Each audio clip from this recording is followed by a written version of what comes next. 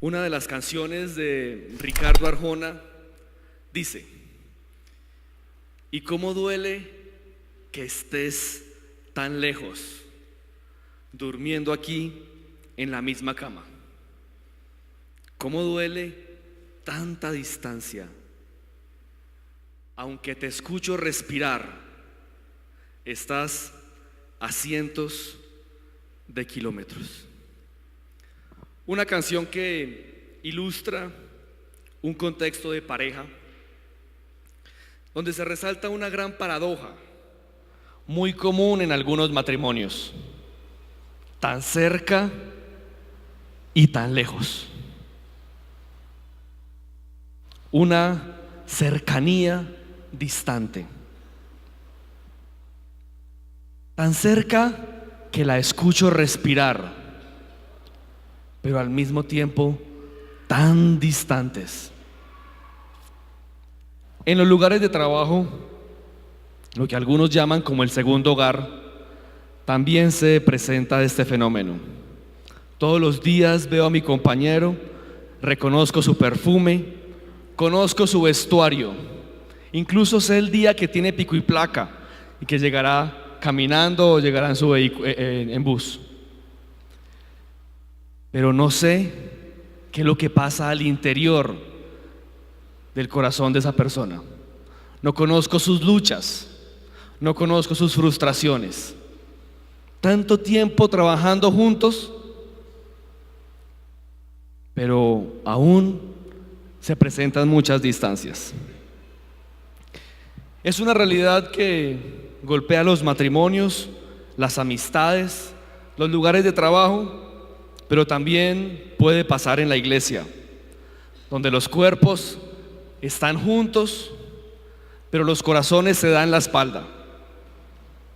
Cada 8 días coincidimos en el mismo lugar, tenemos una fe en común, incluso podemos hacer parte del mismo grupo de conexión, pero al mismo tiempo existir entre nosotros una gran distancia. Pienso que esta realidad, en cualquiera de los contextos en los que acabamos de mencionar, es una realidad muy triste. Es una situación lamentable que pasa en el trabajo, es paupérrimo si pasa en el matrimonio, y no es la idea que Jesús nos enseñó respecto a la iglesia. Cercanía, una cercanía distante que vivimos en algunos contextos sociales. Y ese es el título de la reflexión de hoy: cercanía distante.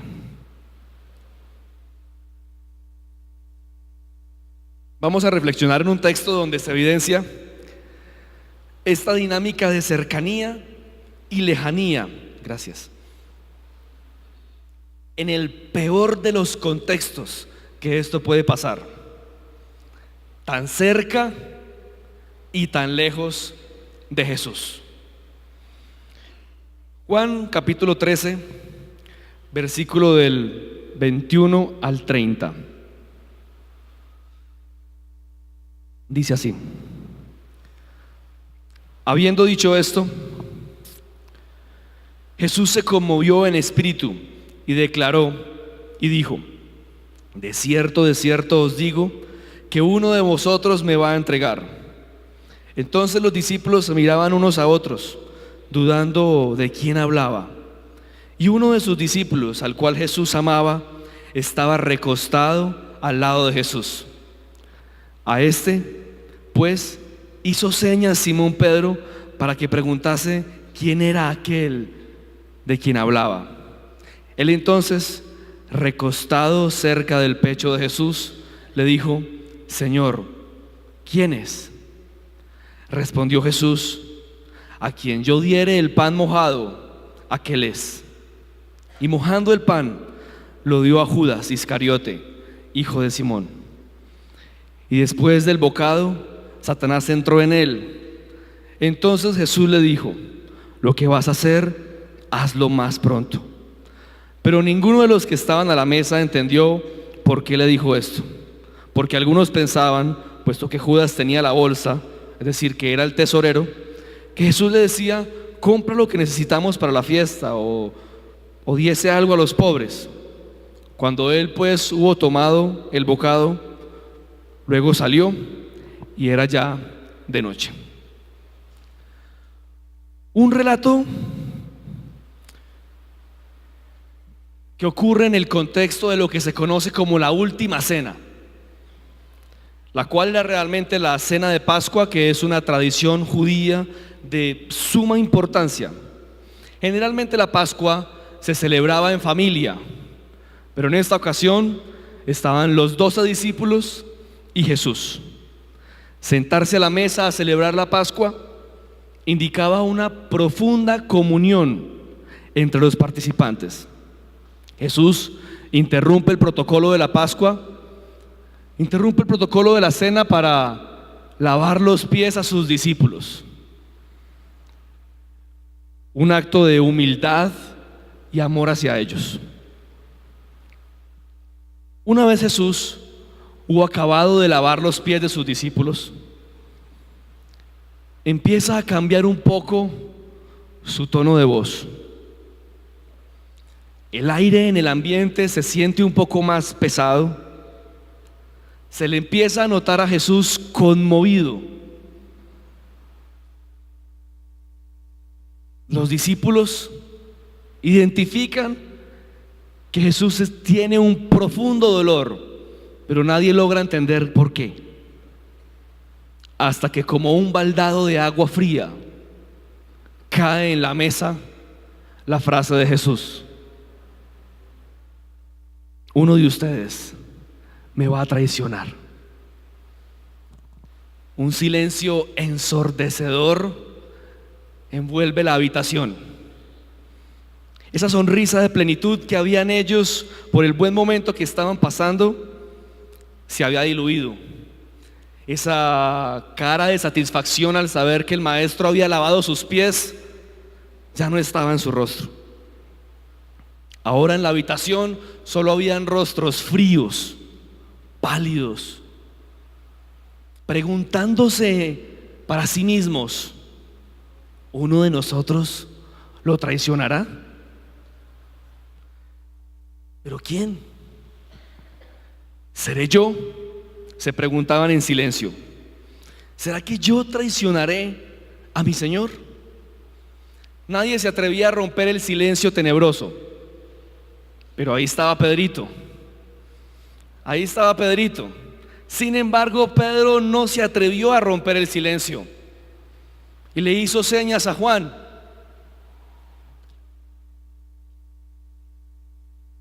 Juan, compartiendo la intriga de Pedro, se recuesta sobre el pecho de Jesús. El texto pareciera indicarnos que Juan le pregunta a Jesús en un susurro: Señor, ¿quién es? Y pareciera que Jesús le responde en un susurro: aquel a quien le entregue el pan que moje en la salsa, ese será. No sabemos si inmediatamente Jesús moja el pan y lo entrega o pasa un intervalo de tiempo, pero lo que sí nos podemos imaginar es al ansioso de Pedro. ¿Qué le dijo? ¿Quién es? Finalmente, el pan mojado es entregado a Judas, pero parece que nadie entiende lo que está pasando, a excepción de Jesús, Judas y Juan. Los demás discípulos creyeron que se trataba de una instrucción de Jesús hacia Judas respecto a una tarea de comprar algo, de darle algo a los pobres, pues él era el tesorero. Los discípulos ni siquiera dudaron de Judas, un evento tan obvio, pero ellos ni siquiera dudaron de Judas, lo que indica que Juan guardó silencio en esa revelación de Jesús. Una vez Judas se fue, Jesús empieza a compartir unas grandes revelaciones del cielo, y es ahí donde se instaura la la cena del Señor, donde Jesús dice: hagan esto en memoria de mí. En este texto, Judas representa la desgracia de la distancia. Judas fue un hombre que tuvo una cercanía distante con Jesús. Convivió 3 años con Él, caminó con Él, durmió con Él, incontables veces comieron juntos, tuvieron muchísimas conversaciones. Judas le administraba el dinero a Jesús, conocía sus gustos, sus disgustos. Judas escuchó respirar a Jesús.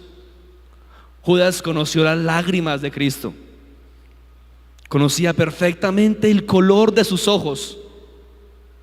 Judas conocía el humor de Cristo, recién salido del baño y después de una larga jornada de trabajo. Judas sabía a qué olía Cristo. Estuvo tan cerca de Jesús, pero al mismo tiempo tan lejos de Él. Judas estaba tan lejos de Jesús que no supo que Él perdonaría su traición. Jesús perdonó la negación de Pedro, Jesús perdonó la incredulidad de Tomás, incluso perdonó el prontuario delictivo de aquel ampón que murió al lado de la cruz. Seguramente, si Judas, en una actitud de arrepentimiento, después de entregar a Jesús, regresa a Él, también habría sido perdonado. Pero Judas estaba tan lejos de Cristo que no sabía que Él lo perdonaría. El problema de Judas no fue haber traicionado al Maestro. El problema de Judas fue no haber conocido a su Señor.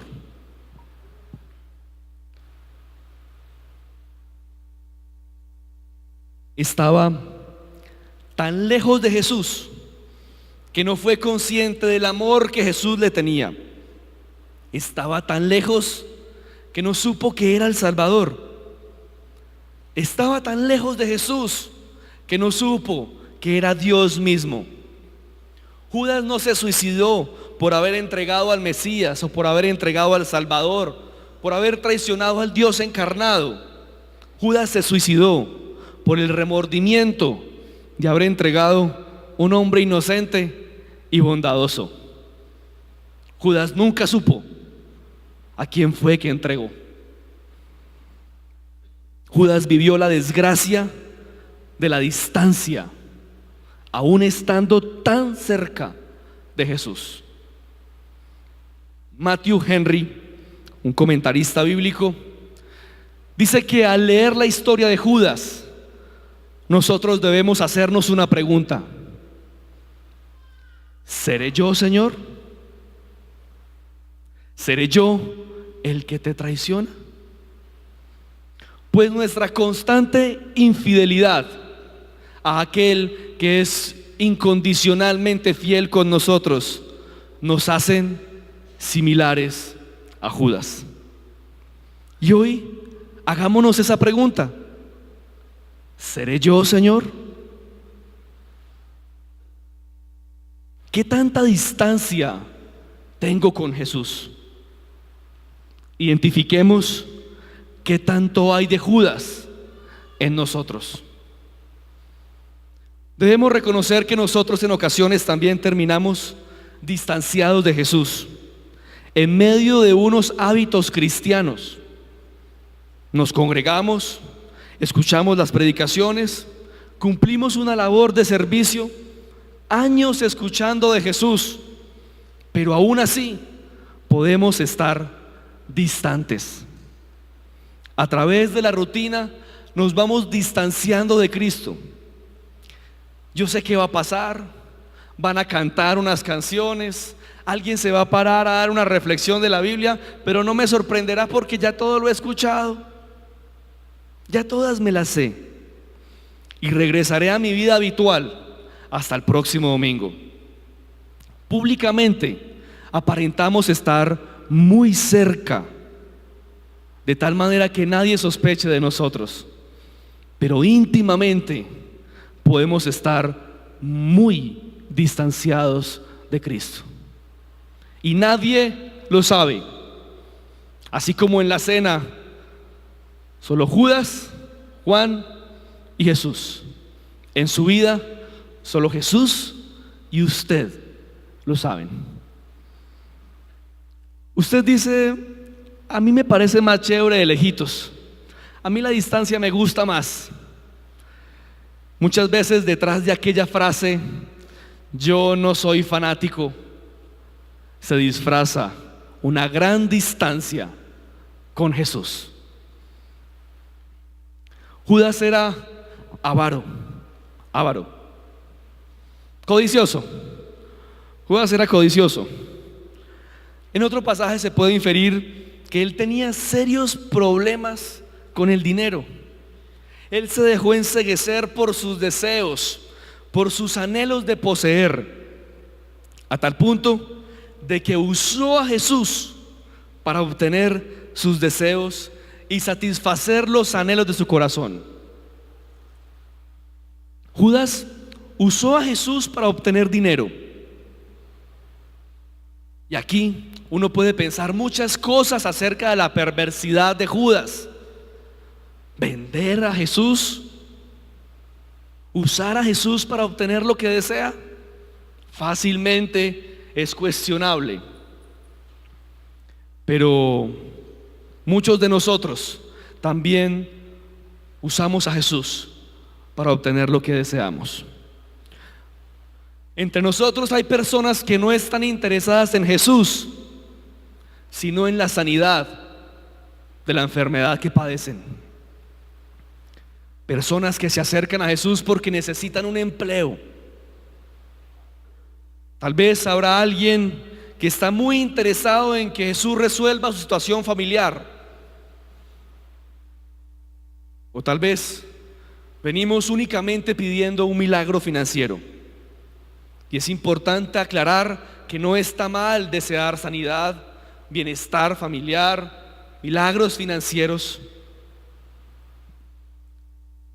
Pero cuando quieres usar a Jesús únicamente para obtener los deseos de su corazón, entonces tendrá que sentirse identificado con aquel Judas que vendió a Jesús por lo que deseaba. Si usted cree que Jesús es una varita mágica a través de la cual obtiene todo lo que desea, entonces usted está muy lejos de Jesús. Si mis prácticas cristianas están orientadas a obtener lo que yo anhelo, lo que yo deseo, entonces no comprendo el Evangelio. El Evangelio no es una ecuación matemática donde si yo cumplo con ciertos criterios cristianos, entonces me va bien, obtengo lo que quiero.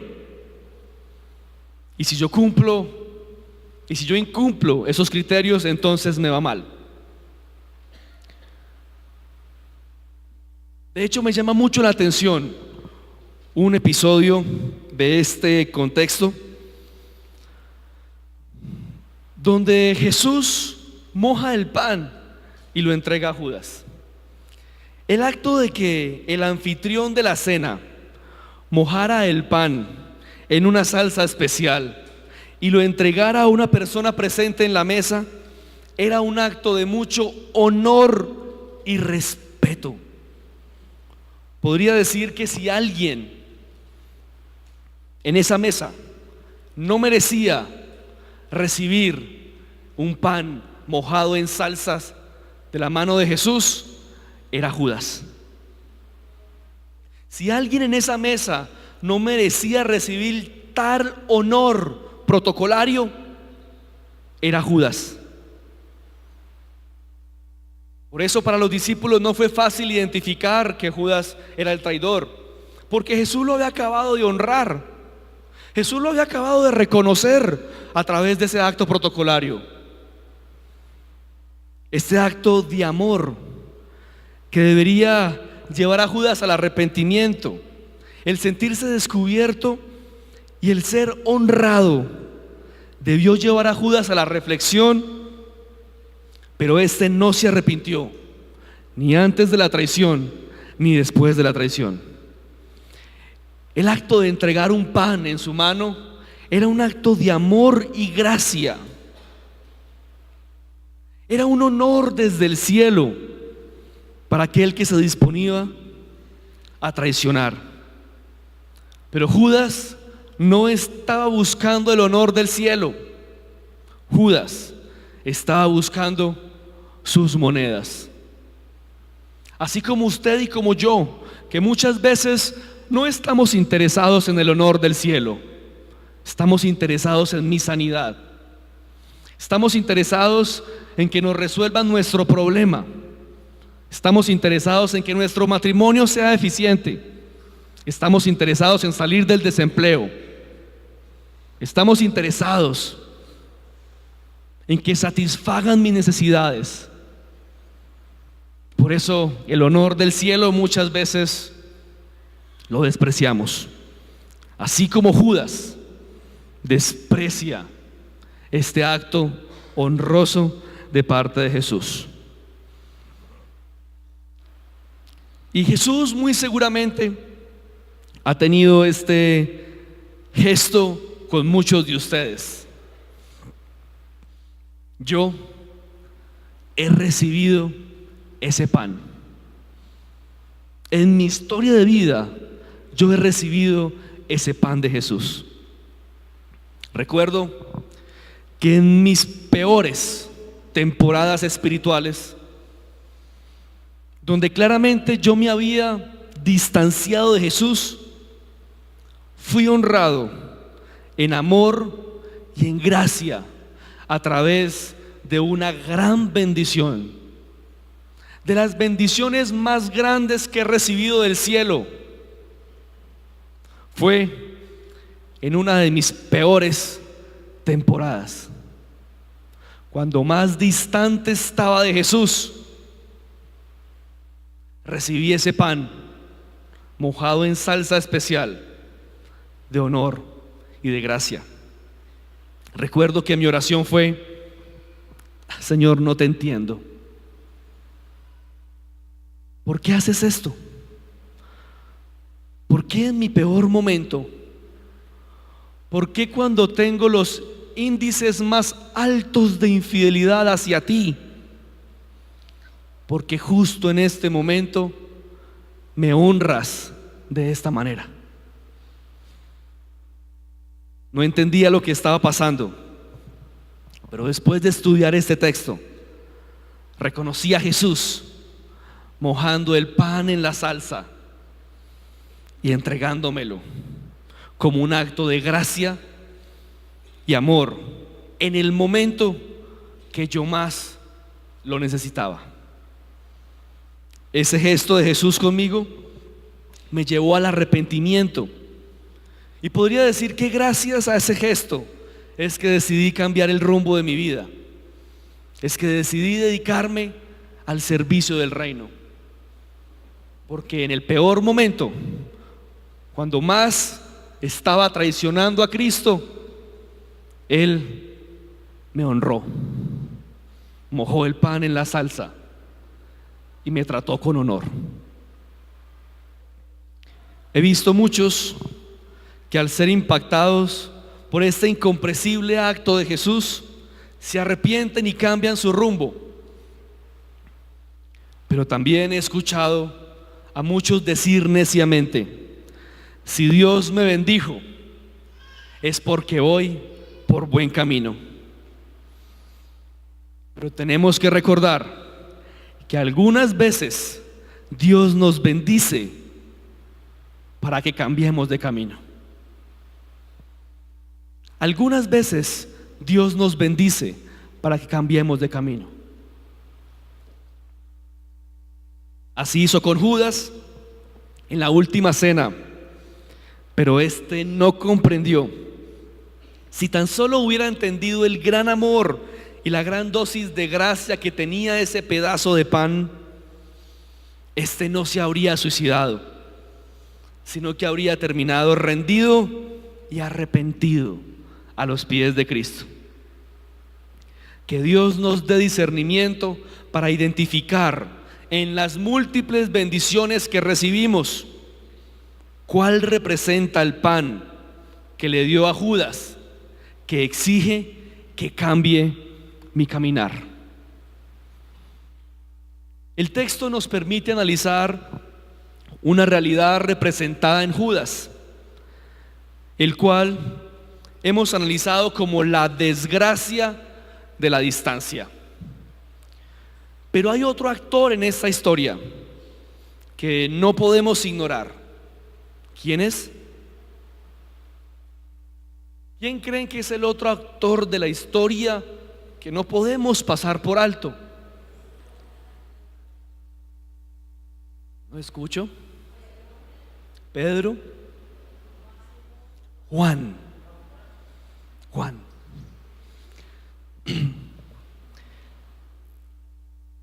Este texto ilustra una condición representada en Judas y una propuesta representada en Juan. Este texto ilustra la cercanía de Juan en medio de la lejanía de Judas.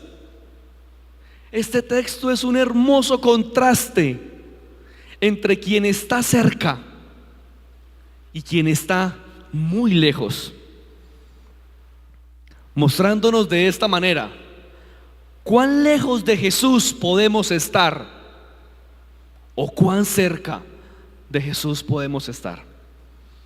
Es un maravilloso contraste realizado en el contexto de discípulos.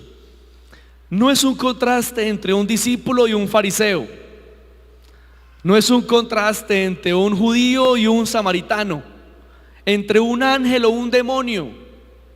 Es un contraste entre dos discípulos iguales, donde el uno estuvo cerca y el otro muy lejos.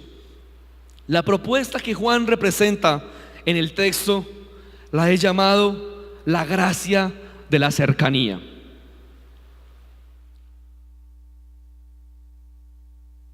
La gracia de la cercanía, la desgracia de la distancia versus la gracia de la cercanía.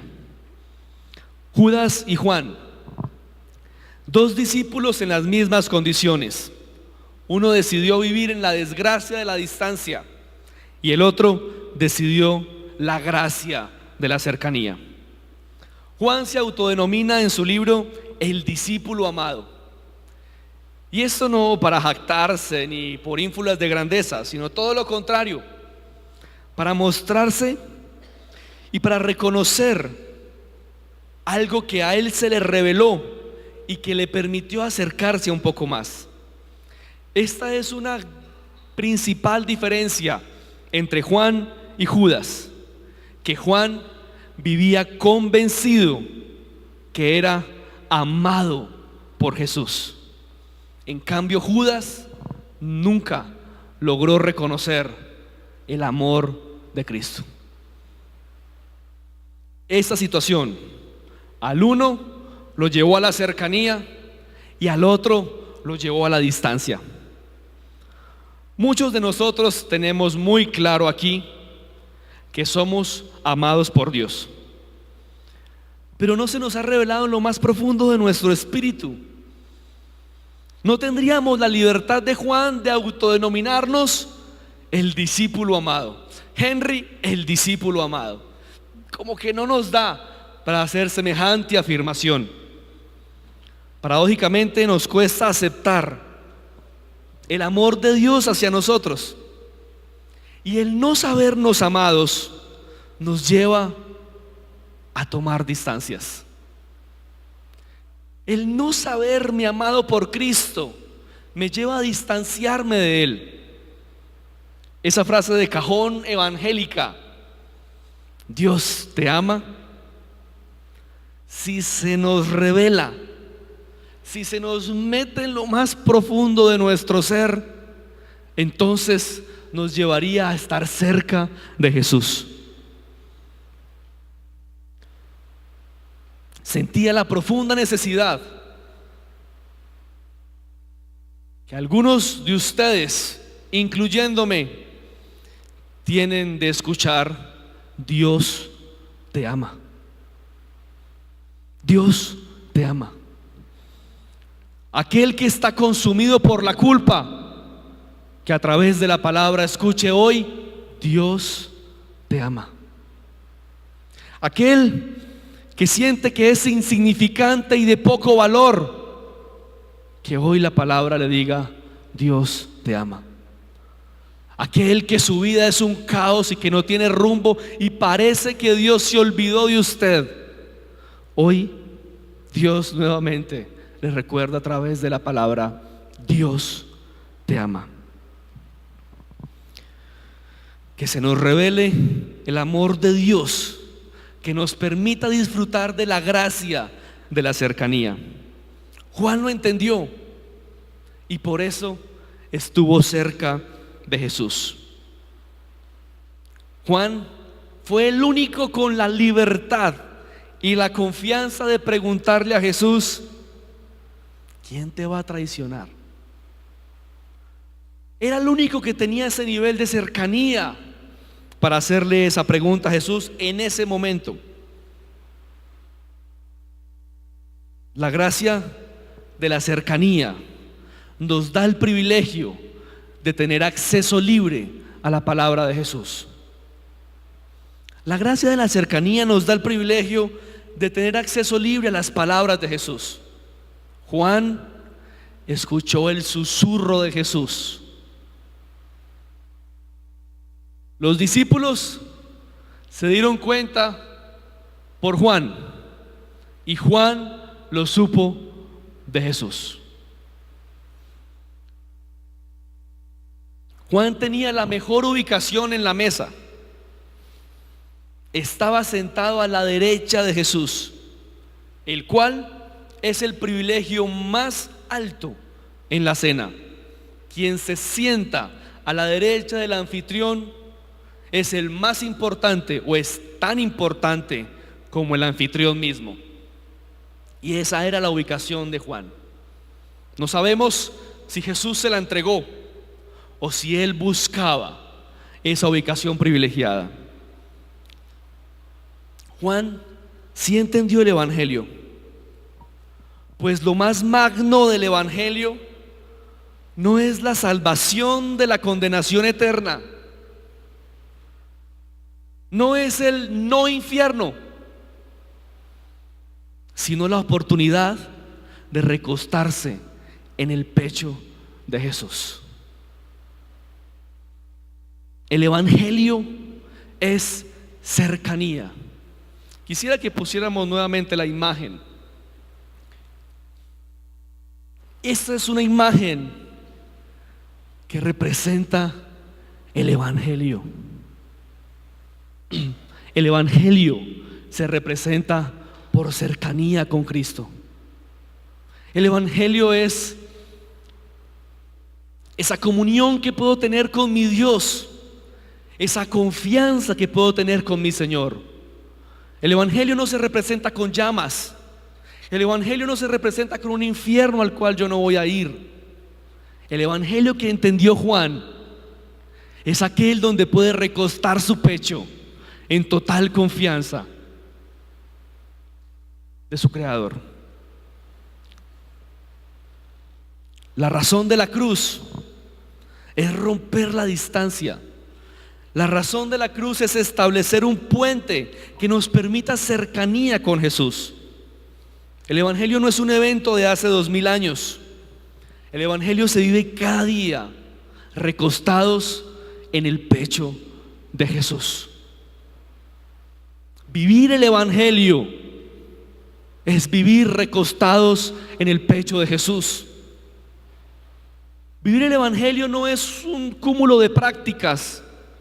Vivir el Evangelio es estar como aquel niño disfrutando en el pecho de Jesús. Y Juan lo entendió muy bien. Así que el desafío de la palabra esta mañana, después de confrontarnos con la realidad de Judas, es invitarnos a la cercanía de Juan. La palabra nos invita a estar más cerca de Jesús. No importa cuál sea la realidad que usted esté enfrentando hoy, la propuesta esta mañana es: acérquese un poco más a Jesús. Señor, tengo una enfermedad que me está consumiendo. Recuéstate en el pecho de Jesús.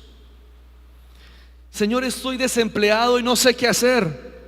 Recuéstate en el pecho de Jesús.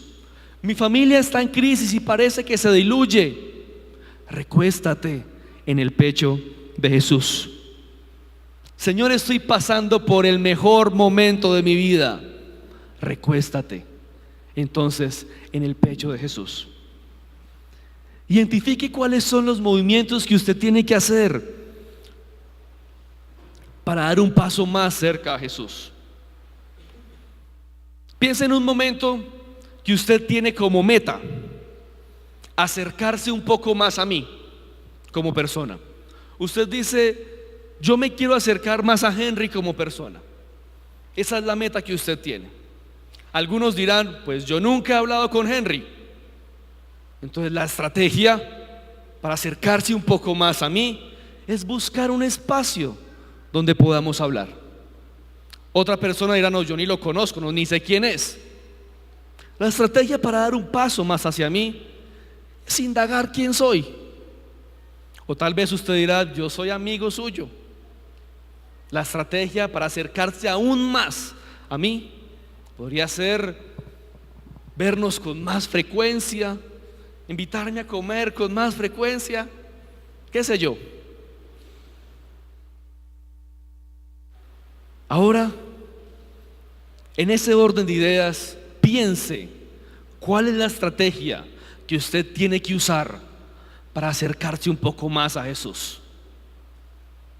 Tal vez es buscar espacios para hablar con Él porque nunca habla con Él. O tal vez usted está por primera vez aquí y dice: pues yo no conozco mucho de Jesús. Entonces el primer paso sería indagar un poco más acerca de Él. O usted lleva 30 años en la iglesia y tiene que aumentar entonces su nivel de cercanía diseñando una estrategia distinta. Pero hágase consciente del reto de la palabra esta mañana e identifique cuál es la estrategia que usted tiene que usar para acercarse un poco más a Jesús. Orar un poco más. Si usted oraba en las noches, ¿qué tal si ahora también ora en las mañanas? Si usted se congrega los domingos, ¿qué tal si usted ahora se congrega los miércoles también? ¿Qué sé yo? Usted sabrá, según el nivel de distancia que tenga con Cristo, qué es lo que debe hacer para acercarse día a día hasta recostarse en su pecho. Porque cuando usted se recuesta en el pecho de Jesús, entonces empezará a vivir el Evangelio de verdad.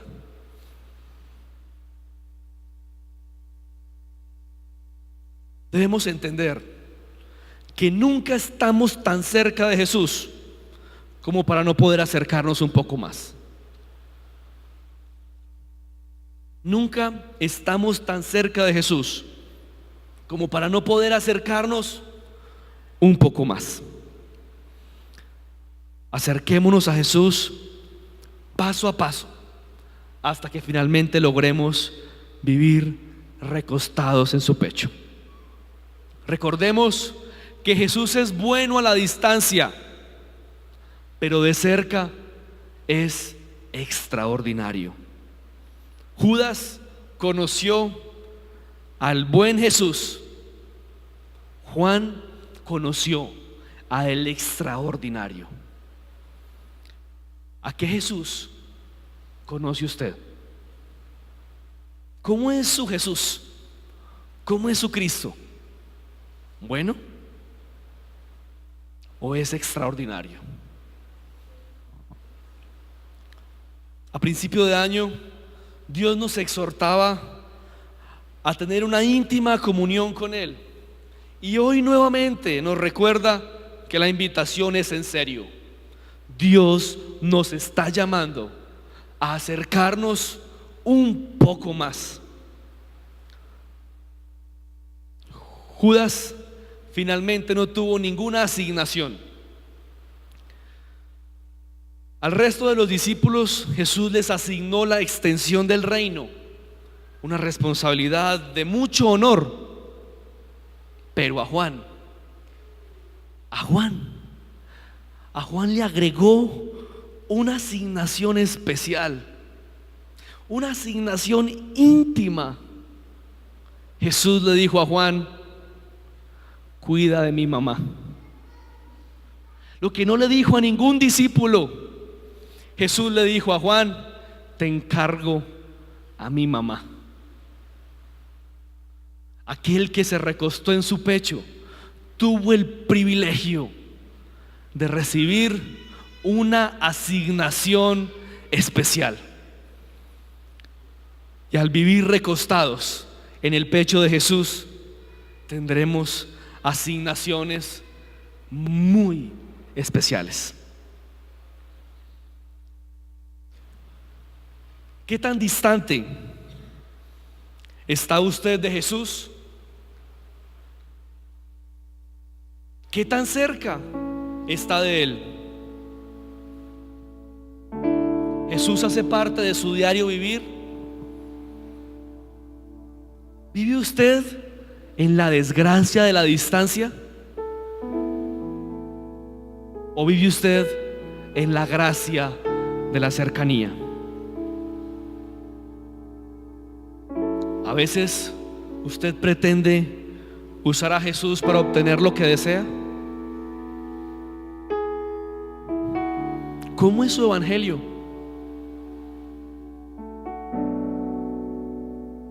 ¿Conoce al buen Jesús?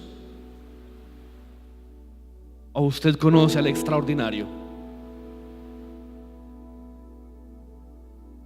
¿Alguna vez se ha recostado en el pecho de Cristo? ¿Alguna vez ha estado allí?